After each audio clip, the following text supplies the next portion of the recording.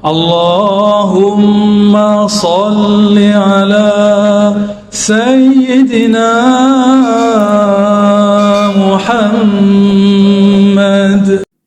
Assalamualaikum warahmatullahi wabarakatuh. Jumpa lagi. Bismillahirrahmanirrahim. Wali Songo merupakan auliaillah, para wali Allah yang telah berjasa besar menyebarkan agama Islam di Nusantara ini. Wali Songo merupakan panutan kita, qudwah kita, yang harus kita teladani. Dengan mental yang besar, dengan kegigihan yang luar biasa, berhasil mengislamkan masyarakat Nusantara, sampai-sampai menyebabkan hilangnya kerajaan Majapahit dan kerajaan Pajajaran, juga Sriwijaya di Palembang. Itu tanpa peperangan, tanpa kekerasan, tanpa konflik senjata. Dengan apa? Dengan pendekatan thaqafah wal hadarah, akhlakul karimah, budaya dan peradaban. Mereka bisa mengislamkan masyarakat Jawa. Nah, Wali Songo ini dalam kitab Syamsud Dohirah, sudah diputuskan dalam kitab Syamsud Dohirah, Wali Songo keturunan Rasulullah SAW. Belakangan timbul masalah. Para habaib yang di Indonesia ini kebanyakan, atau ngakunya sebuah kebanyakan, pengakuan beliau sendiri adalah turunan Ba'alwi bin Ubaidillah bin Ahmad Al-Muhajir bin Isa Ar-Rumi bin Muhammad An-Naqib bin Ali Waredi bin Ja'far Shadiq bin Muhammad Baqir bin Ali Abidin bin Husain bin Ali bin Abi Thalib. Dimasalahkan, di antara yang bermasalahkan adalah Kiai Imaduddin dari Banten, yang mengatakan bahwa Imam Ahmad Al-Muhajir tidak punya putra yang namanya Ubaidillah. Maka nasabnya para habaib di Nusantara Ba'alwi yang masuk atau nyambung ke Ahmad Al-Muhajir melalui Ubaidillah batal gugur, kecuali kalau ada data lain yang kuat yang bisa mengalahkan pendapatnya Ustadz Imad. Ini kita bukan masalah like atau dislike ya, bukan masalah kita cinta atau enggak cinta atau benci, enggak. Mari kita diskusi ilmiah berdasar fakta dan burhan, data yang nyata. Nah, Ustadz Nurfadli Turbagus Nurfadli ini berhasil dengan susah payah menelusuri semua hal ini. Kesimpulannya, Wali Songo bukan dari Ba'alawi bin Ahmad Al-Muhajir. Artinya Wali Songo tidak kita ragukan bahwa beliau adalah keturunan Rasulullah SAW, bukan dari Ba'alawi. Jadi masih ada masalah besar. Kalau mau selesai, ini habaib ini turunan siapa? Ayo kita ilmiah, nggak usah emosi, jangan. Ayo kita telusuri nasab beliau ini. Kalau terbukti memang itu benar nasabnya Imam Al-Muhajir bin Isa bin Muhammad bin Ali Uredi, kita harus hormat para habaib karena turunan Rasulullah. Qul la as'alukum alaihi min ajr illa al-mawaddata fil qurba. Itu Quran itu. Katakan Muhammad, saya tidak mau imbalan. Dalam dakwah itu saya nggak mau imbalan, nggak mau bayaran. Kecuali satu aja yang saya minta, cintailah keturunanku.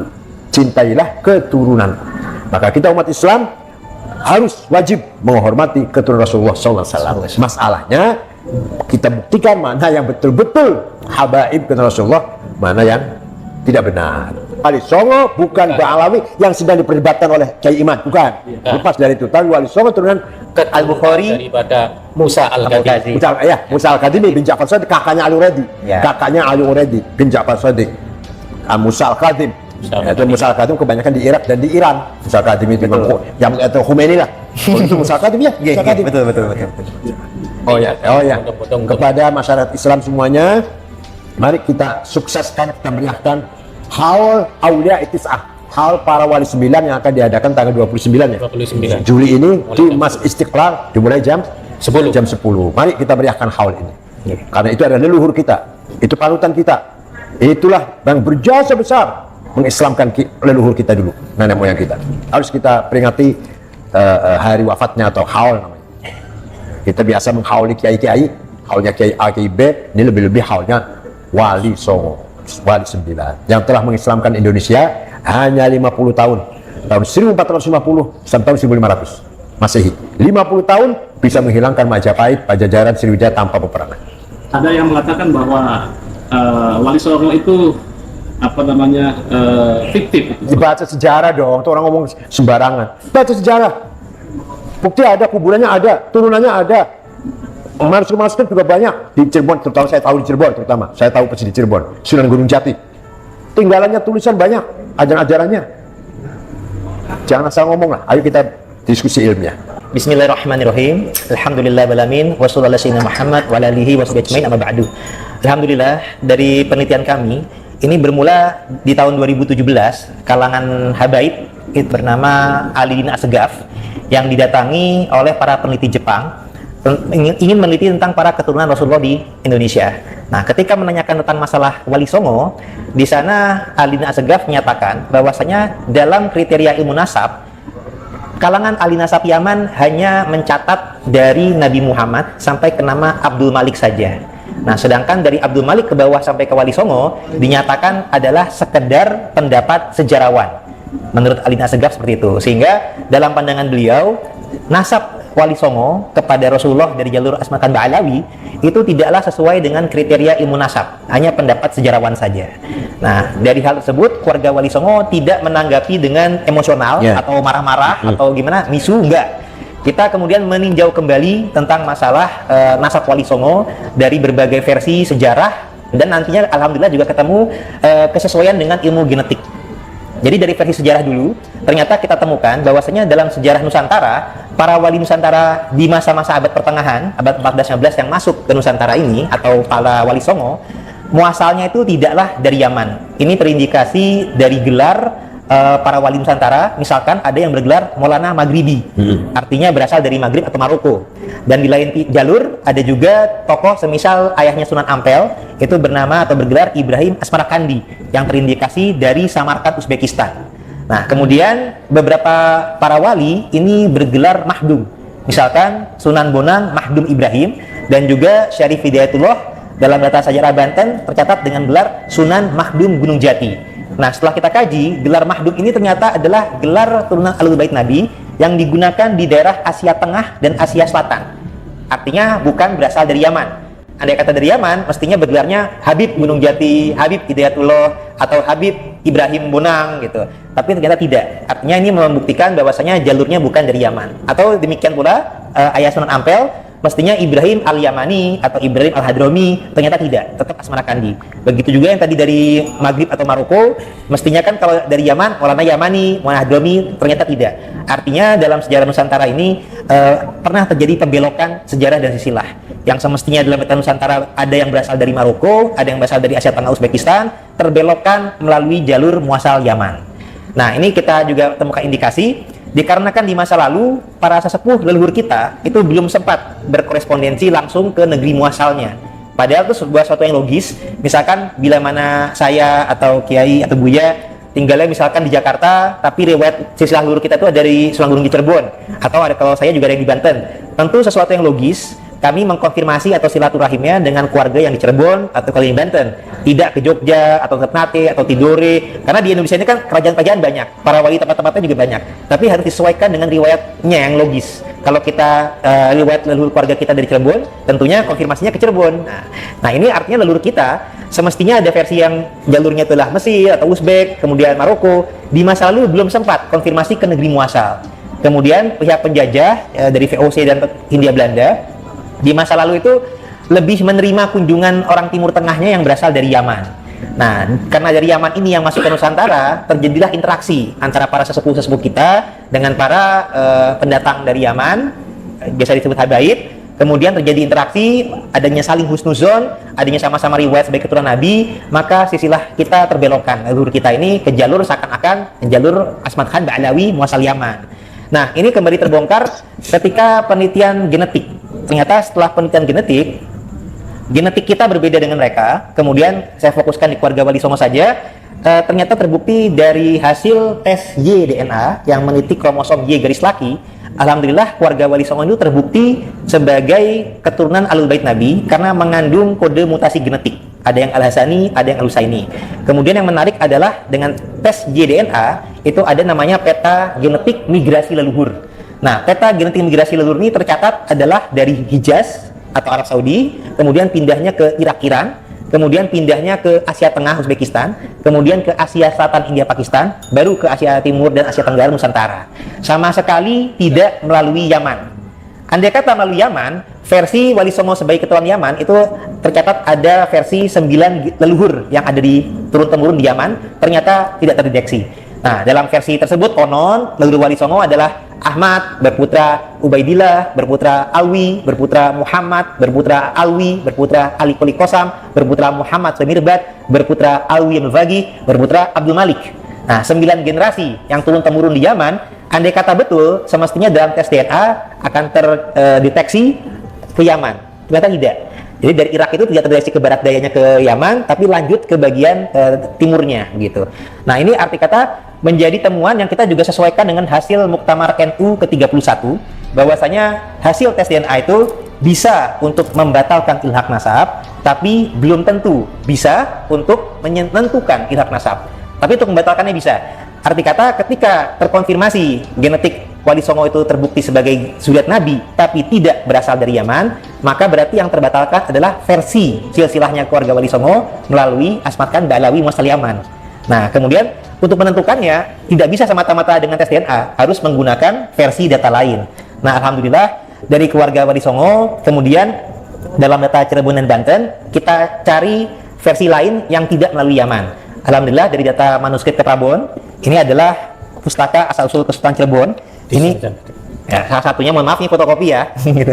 Ini merupakan manuskripnya dari pihak Keprabon yang waktu itu dengan atas izin almarhum Pangeran Hempi Raja Keprabon diterjemahkan dengan Pak Muhammad Mukhtar Zaidin. Ini sudah diterjemahkan manuskrip ini dan sudah masuk di Perpusnas.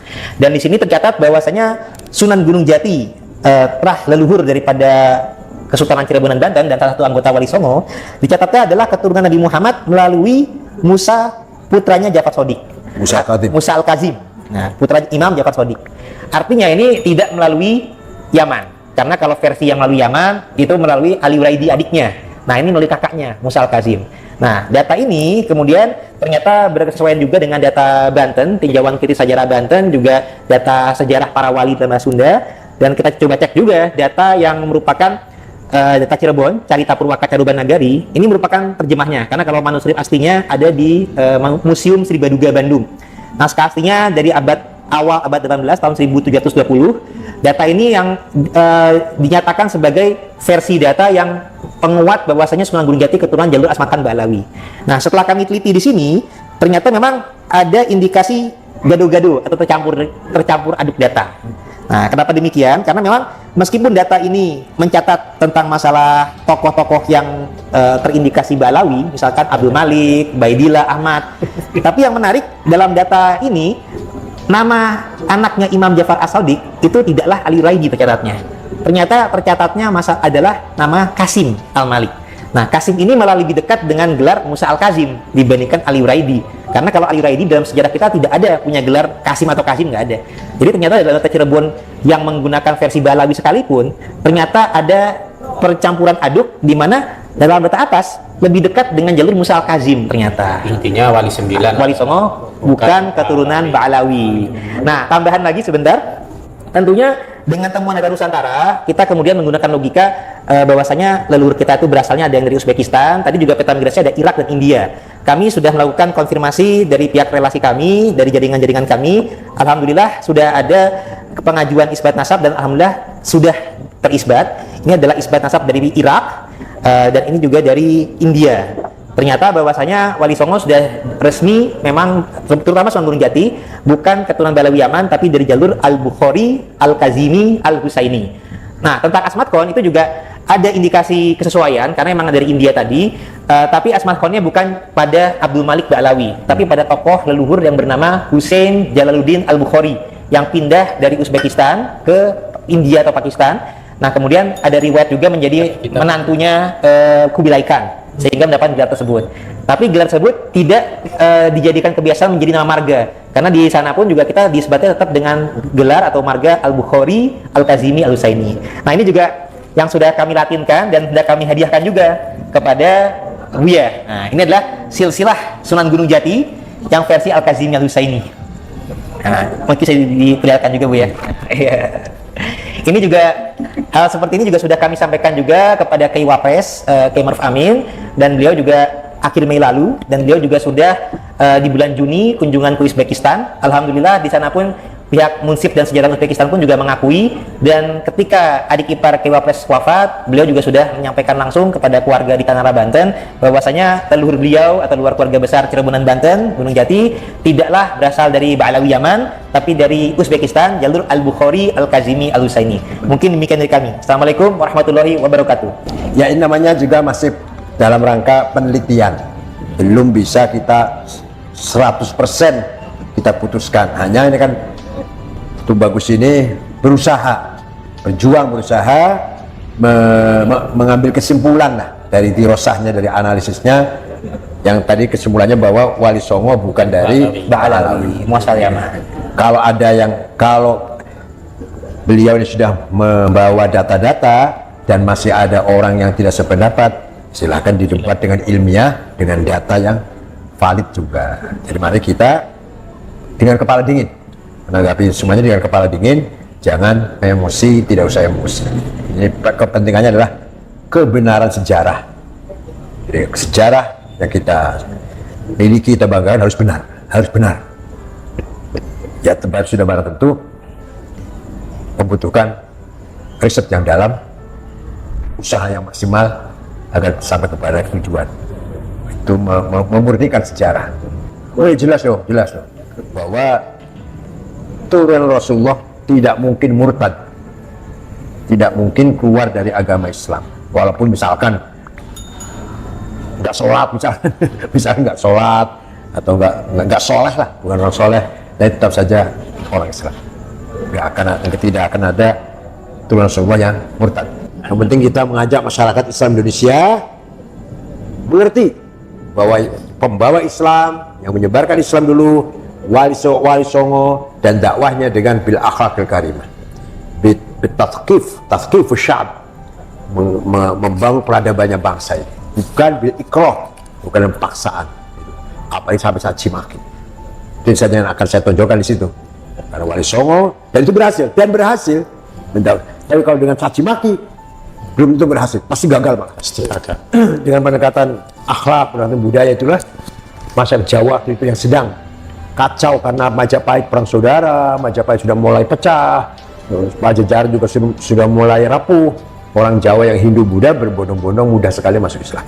Sedikit tambahan, bahwasanya data yang sudah kami lontarkan ini mungkin saya bacakan juga atau saya sebutkan bahwasanya nasab daripada Syarif Hidayatullah Sunan Mahdum Gunung Jati itu adalah bin Syarif Abdullah bin Ali Nurul Alam bin Jamuddin Akbar Al-Husaini bin Mahdum Nasiruddin bin Jalaluddin Hussein, kemudian bin Ahmad Kabir bin Hussein Jalaluddin bin Ali bin Ja'far bin Muhammad bin Mahmud bin Ahmad bin Abdullah bin Ali Al-Asqar bin Ja'far Az-Zaki bin Imam Ali Al-Hadi An-Naqi bin Imam Muhammad Al-Jawad bin Imam Ali Ar-Ridho bin Imam Musa Al-Kazim bin Imam Ja'far As-Sodiq bin Imam Muhammad Al-Bagir bin Imam Ali Zainal Abidin bin Imam Hussein bin Imam Ali bin Abi Thalib yang menikah dengan Sayyidah Fatimah Zahra binti Rasulullah Muhammad Sallallahu Alaihi Wasallam.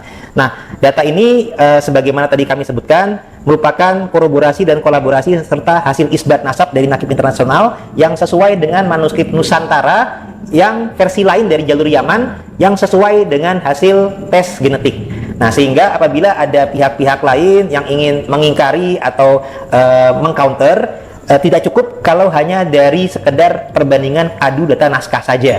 Karena kalau kami sudah mengkolaborasikan antara naskah genetik dengan isbat kesaksian daripada Nakib Internasional. Nah, kalau menggunakan data naskah saja, misalkan ada yang merasa oh ini datanya kalah tua, ada data yang lebih tua lagi. Nah, data yang lebih tua kalau tidak sesuai dengan peta atau hasil genetik, maka sama saja tidak bisa kita terima.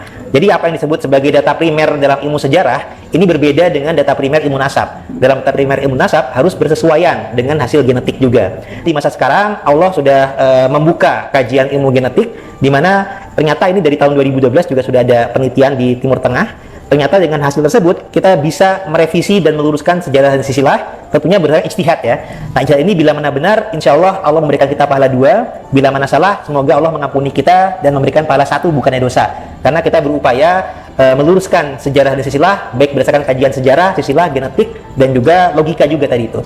Jadi demikian, isbat juga merupakan kesaksian dari luar, ini juga merupakan penguat. Jadi demikian masukan atau tambahan informasi dari kami. Assalamualaikum warahmatullahi wabarakatuh. Terima kasih. الصلاة والسلام عليك يا سيدي يا حبيبي يا أبا الأرواح يا رسول